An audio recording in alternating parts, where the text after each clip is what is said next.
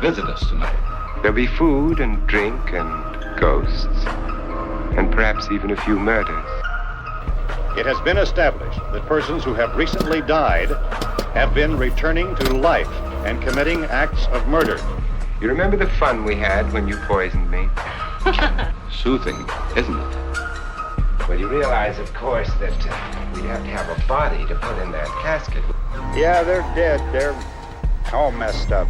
This is a spooky edition of the Argo City podcast with Maddie. She's so amusing. And Matthew. Imbecile, bombastic ignoramus.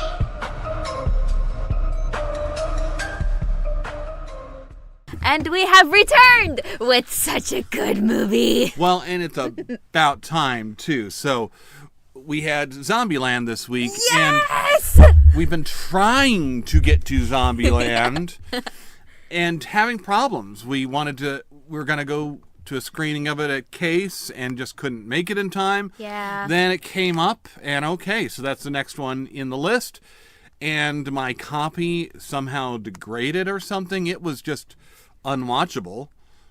And I came back, I'm like, I could swear I have physical media of this. I couldn't find it, so we had to just pause and wait for it. So we're finally getting to this. This is one of those zombie movies that I've heard of, that I've probably seen clips of, but I hadn't actually seen it fully through, like, start to end. So, well, and you should have heard of it, because see, this is one of the more popular ones, isn't it? This is peak. This is right at the peak of the zombie comedy thing that Yes. Shaun of the Dead is the beginning. Zombieland is the absolute peak.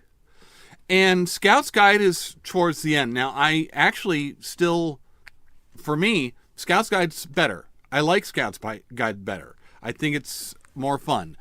But that doesn't take anything away from this. And as far as where we are in that arc, that's it. This is the height of the popularity. That's why we've got really high production values, recognizable stars. Yeah. You can tell that there's a lot of work going into this. And it's so weird too, because this came and then they didn't do any more. There's a sequel, but it's like 10 years later. No, I mean chronologically. Why would they do one 10 years later? I don't know. They should have had a sequel for this in the works in turnaround in 16 to 18 months. That's what they should have done. The fact they didn't is absolutely criminal. It's just, ugh. But, oh my goodness, there is so much to love in this movie. I was having a wonderful time throughout this entire thing. Well, and that's funny because this is actually a pretty bloody, gory zombie movie, which you generally don't like.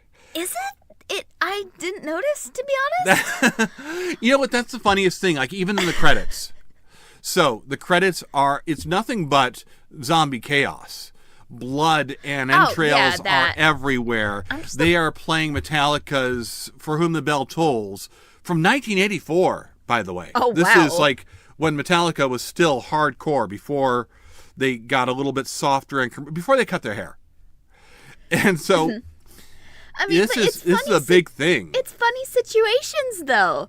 I'm like I said, like you were kind of saying, I don't tend to love a lot of blood and gore, but it gets easily overshadowed by the funny situations, the pairings we have with people, like a zombie on fire chasing after a firefighter. Like, it's You even pointed out that, that jump scare. I haven't had a jump scare like that since... Oh my god, legitimately, that first jump scare with... I honestly forget which one it was, but it was with the girl zombie. It scared the crap out of me. I had to take a minute to breathe because I haven't been scared that bad in a while. Really? But, again, you're still at this point of, but this was so much fun. This was so funny. This was... It just... It blurs away all the blood and the gore. By the way, the girl was bloody and gory.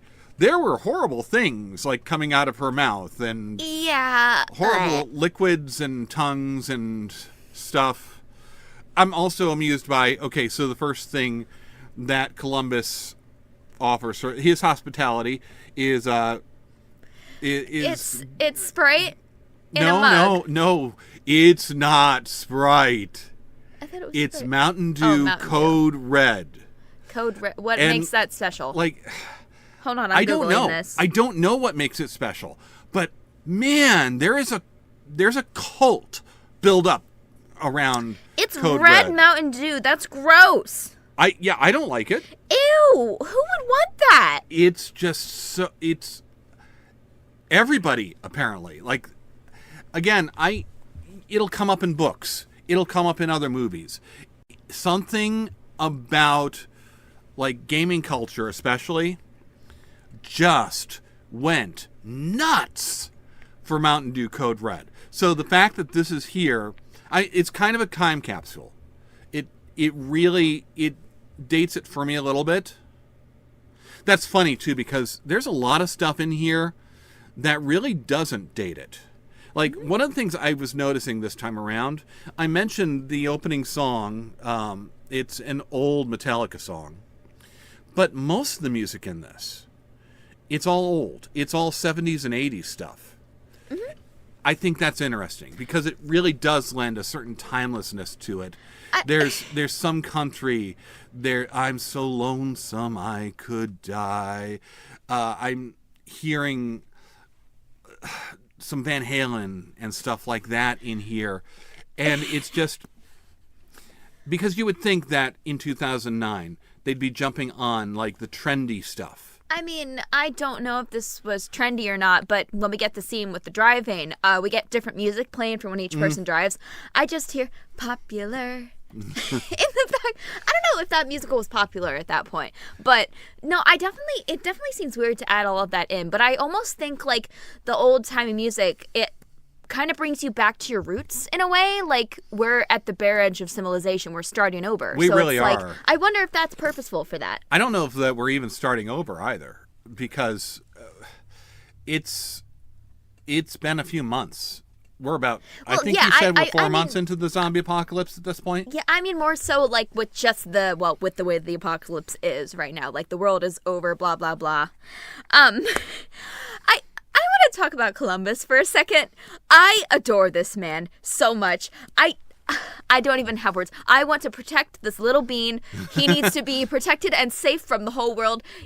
Oh my God, he's so terrible, and I love him so much. His autistic brain, like, I'm immediately drawn to, and I'm like, I need to protect you. This is, I'd have to assume that this role was written for him, because it really is Jesse Eisenberg. I mean, it's him. This is his type. This is what he plays. This is what he should play. He's good in this. And that's such a shame because I can never forgive him for doing Batman versus Superman and trying to do this character as Lex Luthor. How? That doesn't... It's bad. It's so bad. I mean, I know in general we don't really like Batman versus Superman, or it's just way too long to be super entertaining. But like, it's got its moments. It's got some good stuff. You and Lydia actually went to see it in the theater with me. Yeah, I remember that. And well, it's such a downer of an ending too. But that Lex Luthor is so terrible, and it's all Jesse Eisenberg. Like that's the thing. That's my objection. There's some things you can blame on the script in that movie, but the Lex Luthor in that, no, it's all Jesse Eisenberg. I will watch it, and I will transpose him mentally with somebody else. Because I think they should have hired Clancy Brown, who does the voice in the cartoons around that time. I mean, he also does tons of SpongeBob. He's the Kurgan, the bad guy in Highlander. He's everywhere. The man is prolific and one of the most underrated character actors of his generation. And he's so much fun in this. I remember when we first started watching the movie, because we watched it for like 10 minutes before we jumped over to Scout's Guide. Yes, it's like, okay, that was the consolation prize. That's a pretty good consolation prize, by the way. Because I love Scout's Guide. But I felt so bad, especially since, we got a little bit into it. We got as far as the freeway. Yeah. You got 1 or 2 rules, which you were already applying to Scout's Guide, but we kind of do anyhow. Yeah, I mean, zombies in general have always been a thing, and we've talked about this a lot during the many zombie movies that we've watched, but I grew up in the era of when zombies were popular. So I am very aware of, like, all the, like, rules and such. I remember you had a zombie survival guide that I read. Oh, yeah, like, I do. I read that thing, like, front to back multiple times over multiple years. I can't tell you how many times I've read that book. I love those kind of reference books. Like, I've got How to Survive a Horror Movie. Yeah, I've got, that one's just terrible. The zombie survival guide, that's Max Brooks. We've got a few like that. Field Guide for Monsters, things like that. And, but, the thing is, what this does, it takes all those rules that you basically have always applied anyhow. Yeah. And it codifies them. It points them out. It puts them in bold text. The text moves. It's amazing. In numbers? It's numbered. We reference back to, I want a full list of all these numbers, because we go from like 1 to 2 to 3 to 19 to like 14 to 13, then to like 28. And it's like, I want to see a full list of all of the rules, which I think would be so fun. But I love how they implemented here, like, a couple times, and I'm going to keep calling him Hamish because that's immediately who I know him Tallahassee, as. yeah. Tallahassee. I'm watching Tallahassee as we're getting further and further in, and he's starting to obey the rules as well. He is, like, rolling backwards onto the zombies' heads, and Columbus is just like, thank you, and he's like, yeah, no worries, and we just kind of keep driving. And they're slowly applying it, and, like, one of the things in zombie movies that I absolutely can't stand is a stupid zombie movie, but they apply these rules and they are so smart in this. I adore the fact that they are being resilient. I adore the fact that they are coming up with creative and clever ways to get around the zombies. Columbus might be trying to survive for his life, but, like, they're clever, they're good, they're not idiots! And that's so hard in movies these days! They're smart! We're going to put a pin in that for a minute, but I think it's very interesting, because I don't think I've noticed this before, that you mentioned Columbus is rubbing off on Tallahassee. Yeah. Tallahassee's obviously having an effect on everybody there. Oh, yeah. And sometimes for better, sometimes for worse. For worse. But, I don't think I've ever really noticed or thought about the fact that Columbus is having an effect on Tallahassee, too. I mean, it's the amount of time that they're spending together that allows them to be vulnerable at one point. But no, what you're saying about he starts to pay a little more attention to the rules too. And that's really, really interesting. It's like half the time it's not even just for Columbus's sake. Like, he's just doing it kind of automatic. Like, when we get to that, like, end scene at the fair, they're doing it multiple times. And I keep coming back to it. I love a smart zombie movie. I love it when characters are not idiots. And the zombies are resilient in a way that allows them their ideas not to work sometimes. But it works, and I keep smiling, and it makes me so happy. I'm so amused by in particular, like, one of the rules is beware of bathrooms. Yeah. And it's funny, but see, the thing is, I have this one movie in my collection. It's called Stalled. That looks terrifying. And the zombie apocalypse breaks out while a guy he's locked himself in a bathroom stall. Oh, no. He watches, like, some of the first people turn in the bathroom, and a great deal of it is just from this bathroom stall.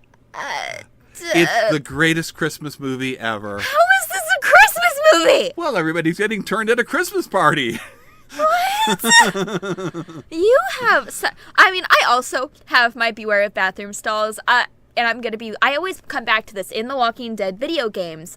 Season 2, episode 1. We get a scene where Clementine is with the 2 other adults that were in the group there in the bathroom where they're waiting and such, cleaning off. she gets trapped by another girl that comes in with a gun and is threatening Clementine, and her, wouldn't call him a father figure, but the couple that's looking after her currently, he comes in to check on her, and bang, shoots him and he dies. So I also have a bit of fear of bathrooms when it comes to zombie movies. It's more like that enclosed space where you're kind of trapped. Yeah. I mean, we saw it in Scout's Guide. So the one scout runs to the bathroom, and big zombie bouncer in the strip club is bam, bam, bam, and it's a thing. I was pleased to see there's music in here as well. They're not making the zombies dance. I'm disappointed in that, but banjo to lure them out. I still say it's tragic that when he hit those zombies with the banjo, it didn't make a note. I'm just cringing that he's destroying that poor banjo. Oh. I mean, look, I can pull out mine, and you can feel how heavy the drum is. Oh, now I kind of want to go lift one up. It's really... Now I kind of want to go lift one up. Feel that. Oh, my God. Holy crap. How is he lifting this? This is heavy. I mean, all that weight is in the drum because that's wood there and that's metal on top of it. Like proof that I'm actually holding a banjo. But seriously, how heavy. So the amount of damage that is going to inflict on somebody's skull, it's not that I'm expecting to hear a note. I'm actually more expecting to hear a crunch. A crunching sound like a bag of chips that's just been squished. It's we got actually a couple of different interesting weapons throughout this. At one point we go to like the very back of a car, and he shears full of like one of those rake things you use for grass. That also really reminded me I of almost wonder Scout's Guide. Yeah, But, I wonder if he was like landscaper or something like that, or if that the would've person been who opened so the car funny. was landscaper. Dude, Can we actually talk about the cars? Because we get several cars throughout this Yes. movie. Okay, so first car that we have, I already can't remember the colors. Dang it. It was black. It was a black car. Cadillac Escalade. And it has a number 2 on it. No, it didn't. Did it not? I No, thought it it had didn't. a 2 on it. It had a 3 on it. Oh, wait, what? I thought the orange car had a 3 on it. It also had a 3 on it. And at the end, we have another black car, which also has a 3 on it. Okay, my theory just went out the window then. It did, and I could see it formulating in your head, so I kind of wanted to wait on this. So you're thinking this is how many he's gone through, which would be a great gag. How funny would that be? I feel so stupid now that my theory has been broken. Well, see, here's the thing. We don't actually watch racing in this house. That's true. It's not that it's like a bad thing, but My that's grandpa what used to, but that's what this is a reference to. So number 3 was Dale Earnhardt in NASCAR. Oh. And so it's kind of like wearing your sports team's jersey, like wearing your favorite basketball player's number. When I was a teenager, every guy wanted a jersey with number 23 because that was Michael Jordan. Michael Jordan? Oh, that's baseball. Basketball. Basketball. I know. Well, I promise I know my sports. Funnily, no, you're not wrong though. He did baseball as well for just like 5 minutes and discovered he wasn't good at it and went back to basketball. Oh. But it's also the reason why LeBron James then also took that number wherever he went, because it was Michael Jordan's number. That's what that number is there for. So he's showing a little bit of a fandom. Okay, yeah. I remember when we were watching him like pack his bag and such. I kept thinking back to like, okay, if I was in an apocalypse, what would like one of the first rules is carry light. So what would be the things I would bring with me like realistically in this house? And it's like, it's kind of concerning how much of the clothes I have is fandom related. It's getting better, but. Actually, oh my gosh, we should do a podcast talking about, like, what we would do in a zombie apocalypse. At this point, we've done so many zombie movies. We should. Well, you made a zombie movie about what you would do in the apocalypse. Yes, but that's not me, though. And that was, like, 12-year-old me. Now we're 19-year-old me. 19-year-old me would do a lot of things very differently. So, if you haven't seen Zombieland, okay, so Columbus is Oh yeah, we haven't trying to talked about find the his plot way yet. back to Columbus. I mean, Why is he it's going not. to Columbus? These are not names. These are really it's where you're from or where you're going. That's what it's supposed to be. So Tallahassee's from Florida, and Columbus likes that because he's in Texas right now, and well, at least Florida's on the same coast as Ohio. It'd be It's not the worst place to start. 20-hour drive, depending on traffic and how many cars you have to move. True. A much Gives a longer whole walk, but gives a whole new meaning to the word traffic. so he hitches a ride, and along the way they get ambushed by a couple of girls. Oh my god, I want to talk about this because this came totally out of left field. So they are in this supermarket. Tallahound, he's on his journey to find a Twinkie, which is a hilarious thing to go throughout this entire movie. I mean, but it's a MacGuffin. It could have been anything. They have to select the most random, light and fluffy kind of innocent thing to use as their MacGuffin. yeah, okay, but so we're in the supermarket. He's on the look for his Twinkie, and after we clear out most of the zombies, and he finds there's no Twinkies here. A girl comes out from the corner and she's like really panicking, help me. We follow her back after Columbus does his checks, which finding a way out, once again, I applaud this dude. It's so smart. I love it. I need As to they're stop. wandering there, crack that exit open a little bit. Yeah, I'm going to stop every time because of how happy I am about that. But anyways, we go to the back and we find out that this girl's little sister has been bitten. Okay, so this is Wichita and her sister Little Rock. So you can pretty much tell which one is which. Wichita. Wait, why is it Wichita? Probably Witch because she looks very gothic. I I don't know. Again, that's a city. Oh, Wichita is a city? Yes. That's an awesome name for a city. But anyways, so we're kind of deciding, okay, who's going to shoot the girl? She is like putting on a full thing. She is like crying. I'm like, oh. They dragged this out so long, too. And then suddenly we get we hand her the gun because the older sister's going to kill the younger sister. And boom, they turn on us! They turn around and turn the guns on us. And I am sitting here flabbergasted saying, what? I think I scared my mom, who was sitting in the seat like next to us. It takes a lot to get her attention and pull her out of her little iPad bubble, so I was flabbergasted, and I was complaining while we were trying to find like another ride, and then we got in the car, and they do this twice. They ambushed them a second time.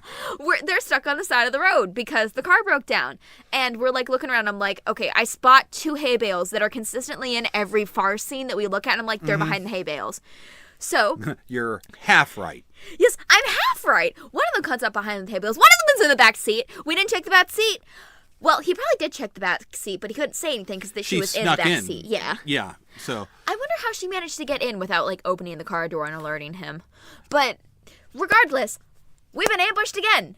Except for this time, the ambush is less of an ambush, and we kind of all make friends after Columbus goes from cinnamon roll to Burns cinnamon roll and proceeds to blow up at everybody. Can't we all just get along and play I Spy like normal people for an hour? That is like the best quote ever. And that's a lot of what we're getting. We're getting just random bored road trip chit chat for the next 5 minutes for that montage. But it's wonderful. It's fun. And so we're finally getting along. It's so down to earth, and I love it so much. Of course, we got to find a place to hole up and like actually crash, because I don't know how long it's been since anybody in this car slept. Like so, we get like little naps, and actually, real quick before we go to the stopping point, we get a montage of different people driving, and I mentioned this earlier because we get to hear the different music choices. So we let the 12-year-old drive, and we get this scene as, okay, we're driving on the highway. You can go up to 60 here. How about we don't go more than 20? And I'm just like, yeah, I don't know why we're letting the 12-year-old drive. But then again, in my Walking Dead series, Clementine learns to drive at like 15, so I'm not really one to judge. But still, anyways, where we ended up. So, we're going to roll through Hollywood because we can. And so they quickly run and grab a star map. This is a real thing. They'll hawk maps of celebrities' houses. Yeah. So you go through Yeah, and you you go on, like, a drive. Star tour. Yes. So they're trying to figure out which celebrity house they're going to go to. Yeah. And now, yes, this is a spoiler, but the movie's 20 years old. So you had your chance. yes, I don't think that anybody's being spoiled to find out that Bill Murray is in this movie. They stop at his house and he is cameoing as him because this is the stuff he loves to do. Like Really? There's a moment where he's decided that in his old age, honey badgers just don't care. Honey badgers just don't care? Honey badgers just don't care. He will go anywhere and do anything, whatever he feels like. He will walk up to you in a McDonald's, grab a bunch of fries off of your plate, eat them, smile at you, and say, "Nobody will ever believe you." Is that something that happened? He has shown up at random frat parties and What? it's. He sounds like such a lovely person. He really is. He's just nuts. Now, and this is the prerogative of older men. We either get dignified or we just don't care. Or you get grumpy. Well, there's some of that too. I'm still trying to push more into the, yeah, you know what? I got nothing to prove anymore. I've already done it all, so I just don't care. And so it's the perfect kind of role for him. You know what? It's ironic that he says, I'm just never good at practical jokes. I beg to differ. I'm sitting here and I'm like, I know this name. I don't think I've ever seen this guy's face before. So I'm watching this and I'm debating in my head for a good 10 minutes. Do I ask you if this is the real Bill Murray or am I going to look like an absolute idiot? The wig it really throws you off. That man has not had a full head of hair since his mid-20s. Can we also just talk about the fact that Bill Murray is alive? He's cosplaying as a zombie because his special effects artist taught him how to do it, and it works. And that's it. That's all it takes. He went golfing at his friend's house, and nobody attacked him, which is okay, I know the zombie trick works here. But that's a gag too, because that's a really exclusive golf course that he's referring to. Oh. You have to have a membership and a waiting list, and he walked right on. This guy is insane. It's just so much fun. Of course, the problem is don't sneak up on somebody in the zombie apocalypse because you're bound to get shot. Which is I called it. He was rocking his hand. I'm like, this guy's gonna get shot. And 10 seconds later, boom. And I was like, yeah, I called it. Do you have any regrets? Maybe Garfield. No. You know what? I love the Garfield movies. I am unapologetically a fan of both of them. And so, you know what? We'll gloss over that. We'll get past that. But it's stuff like that makes this fun. I mean, the little girl has no idea who Bill Murray is. They're watching Ghostbusters. I've never hit a kid before, but you know. But yeah, I don't even want to know. Actually, I want to talk more about these girls now that we're talking about it. These two are brilliant. I wish we had learned more about their backstory, about what happened with them, because they're pulling off these most brilliant scans ever. You got a point there, because it would be good to know, they seem to be on their... It seems like they were on their own for a while before the zombie apocalypse. Yeah, I mean, if they're what was going on? They were traveling to California before the apocalypse, which I understand, she probably hasn't gotten to be a kid in a while. That probably pertains to earlier on in the series. But, I wonder... I mean, they're brilliant. These girls obviously have a lot of intellect, using the wedding ring and selling it for the entire thing of cash. And it's I love these kids so much. I don't know. They're a lot of fun throughout this. I really love Little Rock throughout this. Well, the thing is, Emma Stone is really good. I really like Emma Stone. Oh my God, no wonder I recognized her. Oh, yeah. Yeah. No wonder. I know you. I mean, I could point out Amazing Spider-Man, but I'm sure you've seen her in a ton of other stuff, too. I like her in just about everything I see her in. She did one of our Studio Ghibli movies, if I'm not mistaken. Yeah, I think you're right.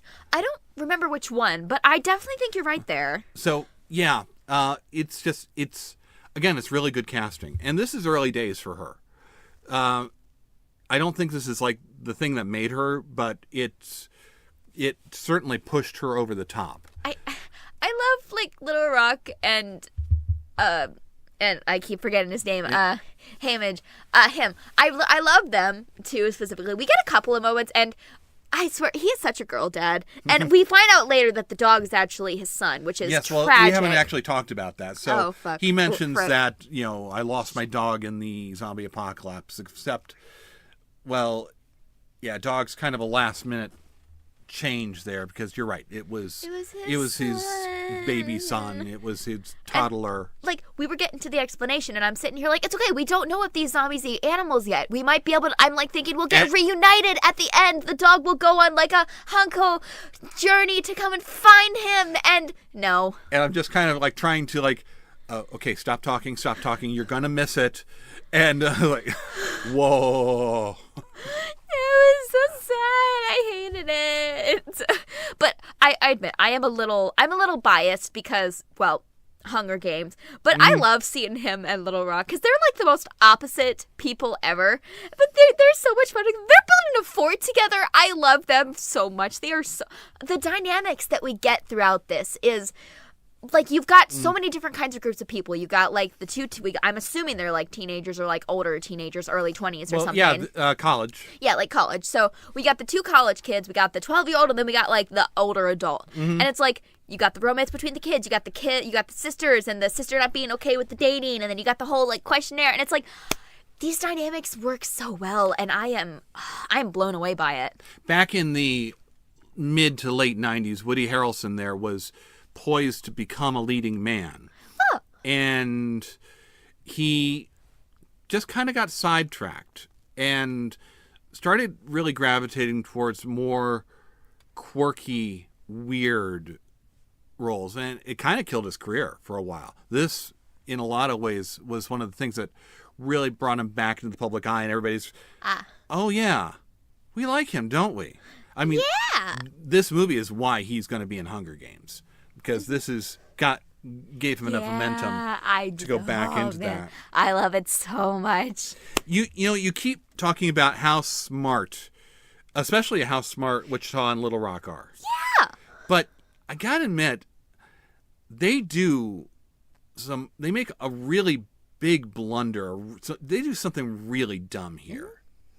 So yes, we've been going we're on our way. We're trying to get to Pacific Playland, which it's funny because they turned the boys around. The boys were heading towards Ohio, and now they're heading the opposite direction towards Pacific Palisades in California.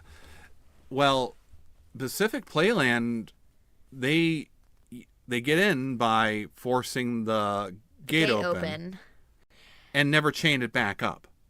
Oh, I didn't even think about that. See, it's one thing that, the lights and sound are probably going to draw the predators, but they didn't bother even chaining the gate behind them. That place probably was safe. It probably was abandoned. With, like, a couple of zombies, there might be a straggler here or there. All the zombies that we saw wake up, though, they were outside the park. They were looking at the lights in the distance. So securing that gate... I didn't even realize that. Securing that gate would have been a game changer. It would have made all the difference. I mean, yes, lights and stuff. Maybe if you're going to do it, maybe wait till morning. Yeah, Find a place to hide out. Don't turn the lights on, just turn the rides on. That's what I was saying. Like, why didn't we wait until... I mean, we're obviously tired. We only really slept for the first time, like, 2 days ago. Why are we immediately going into these rides? Like, I get it. You want to have fun. You're in an amusement park. You could find a good spot to hunker down. On the other hand, too, I'm looking at this and I'm like, when was the last time any of these rides were run or tested? Oh. Or how's these safety bars working? Who's actually doing the operating, the starting, the stopping? Yeah, like, this seems like a terrible idea all around. I mean, we did see with the roller coaster that it kind of went on loop. Like, it would go and then it would stop briefly and then it would go again. Yeah, but get out and before it takes off again. we have Cedar Point out this way. It's the most roller coasters in one place in the country. Roller coaster capital of the world. And it wasn't too long ago, just a couple of years ago, that one of the rides went bad. That's right, with Dragster. Yes, and screw or a bolt flew off. And it hit some lady in the head. She got a concussion. Yeah, well, she got more than a concussion. She's never been right since. Oh. So, or somebody, or was she killed? I think she was just... I don't... Let me look it up. You keep talking. But either way, so, I mean, just the little stuff like that, much less... I'd be afraid of these rides. This is a bad idea all around. It's not like it's like a county fair that's still around. It's not like there's just the yo-yo, the swings, or something like that in there. We're talking roller coasters. We're talking Tower of Terror, boom, up and down and that kind of stuff. And it's just... Yeah. Yeah, so it looks like she was injured, but I think she survived. Yes, that's what... Severe life-altering traumatic brain injuries. But yeah, no, Severe life-altering tragic brain injuries. This park has that written all over it! Yeah, and I mean, like, aside from the whole thing with random power being in there, it's... I hadn't even thought about the whole idea of, like, the rides being rusty, or who's keeping up with the upkeep, or even who's starting, like even what you were saying, who's starting and stopping these rides. Like, at one point, our female protagonists, they are on the drop, and they're trying to get up there to get away from the zombies, which, once again, brilliant. Stupid, well, brilliant but going brilliant. Up, but yeah, brilliant, not but so stupid. Brilliant coming down. They shoot the control panel, and it allows them to kind of stay stuck, but the zombies are climbing, which is terrible. Well, and that's the thing, we're talking about beware of bathrooms, because it's an enclosed space that you're trapped in. Yeah. Well, so is a roller coaster. Oh so my God. Is this kind of a ride. So there was something I watched a while back with, I think it was like a Jaden Animations video talking about the Mario dance game. Yes, that exists. Yes, it is a thing. At one point, they do a chase on a roller coaster, and I'm sitting here and I'm watching Hamage do his like first POV like shooter game as he's on his roller coaster ride, and I'm like, he's just gonna be brought back to where all the zombies are waiting. Like you're just going around and coming back where you started, right? Like, I don't know what he was thinking, to be honest. But enclosing himself in that like little gaming like carnival game thing was brilliant. So it's fun all around. There's one thing I wanted to point out and see if you noticed this. So we're constantly going with the aliases. I mean, other than Bill Murray. But Bill Murray gets to be Bill Murray. Bill Murray transcends everything, so that doesn't count. True. But I mean, nobody has a real name in this. His next door neighbor at the beginning 401. Doesn't have a real name, just the number. I did notice that, and I was going to point it out, but then we got to her zombification, so I forgot. I mean, their parents don't have any real name. I'm not certain that Buck is a real name. That's a nickname more often than not. For the kid or the... Yeah. The main time, the only time we really get the name, and it's purposeful, so that it gives you that impact, is when Wichita tells Columbus her name is Krista. Oh, my and precious baby! It's almost a relief. I can almost feel just an exhale, because it's the first time we've really had somebody... Yeah. There's a vulnerability there. I mean, this isn't fantasy, but we still come back to that principle of names give you power. Yeah. And I think that's so fascinating because it's subtle. It's something that you don't even realize why that load's getting lifted off of you in that moment. You just know that it is. Huh. No, that's fascinating. I admit, I was like, names don't tend to stick in my head, but like, especially like the little nicknames are always really fun. I kind of just figured that Terahashi, I figured he just liked Tallahassee. Tallahassee. Okay, I was close. I just figured he liked giving me nicknames to people. I have friends one of my friends really likes to do that. Heck, at work, I am constantly getting strange nicknames from this one girl. She gives me a new one like every single day. I think the last one she gave me was like Madagascar or something. She gives me things that start with M. I don't know, but But I kind of get that. That's so sweet, though. I think we've wrung just about everything we can out of this movie. It's been a while coming. I'm glad that we finally got to it because I think that we did the Romero films. So we did the trilogy, Night, the classic Day, ones. and Dawn. But really, this is a trilogy as well. Shaun of the Dead, Zombieland, and Scout's Guide. I feel like this is the trilogy of the zombie comedy. So this one's been fun. I think this is my favorite of the zombie movies that we've done, except for maybe Train to Busan. That was surprisingly good. Well, Train to Busan is not a comedy. It's not a comedy, you're right. But I love myself a good zombie comedy. We may still find some other stuff like that. I think that's it for now. We'll be back with something with a little bit less blood. Hopefully. Next week. Bye.